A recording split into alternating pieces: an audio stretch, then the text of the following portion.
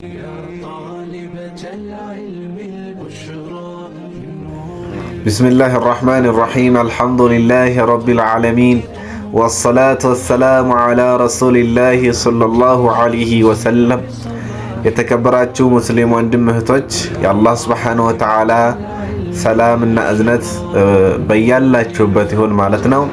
ኢንሻአላህ ዛሬ ደግሞ የምንቀጥለው ክፍል 2 ይሆናል። ቃይደተ ኑራንያ ኢንሻአላህ ክፍል 1ን አይተናል ማለት ነው። ስለዚህ ኢንሻአላህ ከእናንተ የሚጠበቀው ምንድነው? አንድ ነገር ነው። ጀማሪ ወይ ተሆናችሁ መከታተል ነው ማለት ነው። ወይ ደግሞ ቃይደተ ኑራንያ የቀራችሁ ተሆናችሁ መከለስ ማለት ነው። እንደዚሁም ደግሞ ለሌሎች አዲስ ጀማሪዎች ቃይደተ ኑራንያ ለሚጀምሩ ለነሱ ሸር አድርጉላቸው ማለት ነው። ባረከላሁ ፊኩም ጀሚዓን። እንደዚሁም ደግሞ ቁርአንን ቃይደተ ኑራንያን በደንብ መቅራትና ማስተካከል የምትፈልጉ እህቶች ታላችሁ ማለት ነው። በኢሞ ወይም ደግሞ በቴሌግራም ወይም ደግሞ በዋትስአፕ ግሩፓችን መታችሁ ቁርአንን በደንብ አድርጋችሁ አስተካክላችሁ መቅራት ትችላላችሁ ማለት ነው። ኢንሻአላህ ስልክ ቁጥሩ ስክሪኑ ላይ ባለው ኢንሻአላህ ትደውላላችሁ ማለት ነው። ኢንሻአላህ አሁን ወደ ቂራአቱ ማለት ነው። ቢስሚላሂር ረህማኒር ረሂም። አይዋ ኸይር እዚች ላይ ነው ያቆምነው ማለት ነው።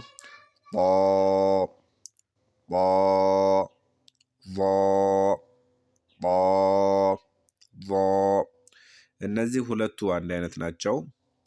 ያው የሚለያቸው ነገር የለም፣ አንድ አይነት ናቸው። የሚለያዩት በአንድ ነገር ብቻ ነው። እቺ ከበላዩ አንድ ነጥብ አላት፣ እቺ የላትም። ጦ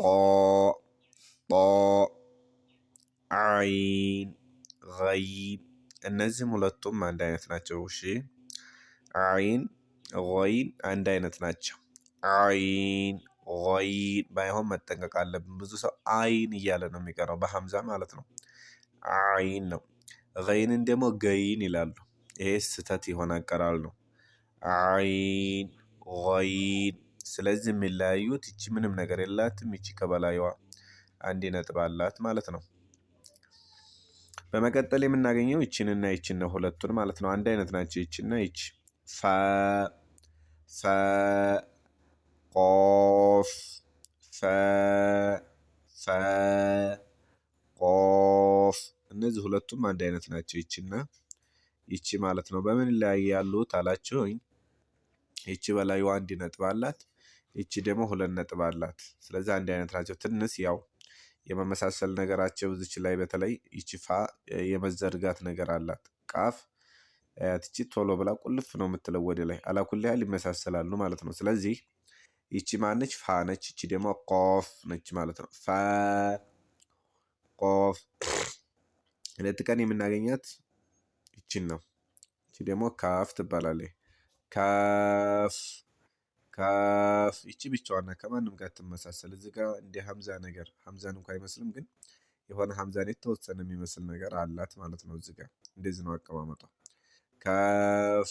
ይቺ ደግሞ ላም ነች። ላም ምንም አትመስል፣ ማንንም አትመስል ማለት ነው። ሚም። ይቺ ደግሞ ወደ ታች የተዘረጋችው ሚም ነች። ሚም። እሷም ከማንም ጋር አትመሳሰልም። ኑን ኑን። እንደዚሁ ደግሞ ኑንም ከማንም ጋር አትመሳሰልም ማለት ነው። ኑን። ዋው ዋውም ከማንም ጋር የመሳሰል የሆነ እንደ 9 ቁጥር የሆነ ነገር ነው። እቺ ደግሞ ሀ ነች፣ እንደ 0 ነገር ነች። ሀ ሁለት አይነት አለ። ይቻት ከጉሮሮ መካከል የምትወጣውና ከደረት ወይ ደግሞ ከጉሮሮ ሩቁ ክፍል የምትወጣው ሀ ናት።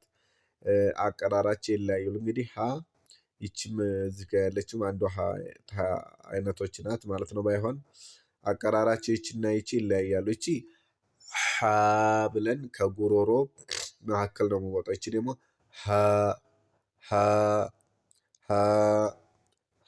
ብለን ከጉሮሮ ሩቅ ክፍል ነው የምወጣው ማለት ነው።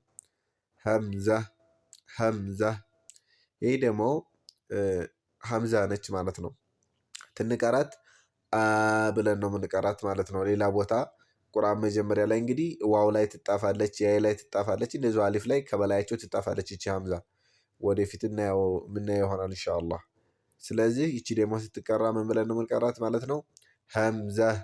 ሀምዛ ብለን ነው የምንቀራት ማለት ነው።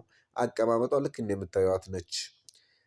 እነዚህ ደግሞ ሁለቱ ያ ናቸው ማለት ነው። አቀማመጣቸውና አጣጣፋቸው ይለያያል።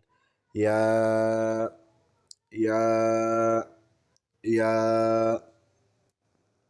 ያ ያ ስለዚህ ሁለቱም አንድ አይነት ናቸው አነባበብ ማለት ነው። አቀማመጣቸው ግን እንደምታያቸው ይለያያሉ ማለት ነው። በነገራችን ላይ እያንዳንዱ ፊደል መጀመሪያ ላይ ወደፊት ይመጣላችኋል ኢንሻአላህ። መጀመሪያ ላይ ሲሆን ብቻውን ሲሆን ማለት ነው። እንደዚሁ ደግሞ ቃል መጀመሪያ ላይ ሲጣፍ መካከል ላይ መጨረሻ ላይ ሁሉም ይዘት ይኖራቸዋል እና አሁን ያ ብቻዋን በመጣ ሰዓት እንደዚህ ነው የምትሆነው ማለት ነው። እቺ ደግሞ ያ እንደዚሁ ከመጨረሻዋ እንደዚህ የሆነች ቀጥ ያለች ነገር አለቻት።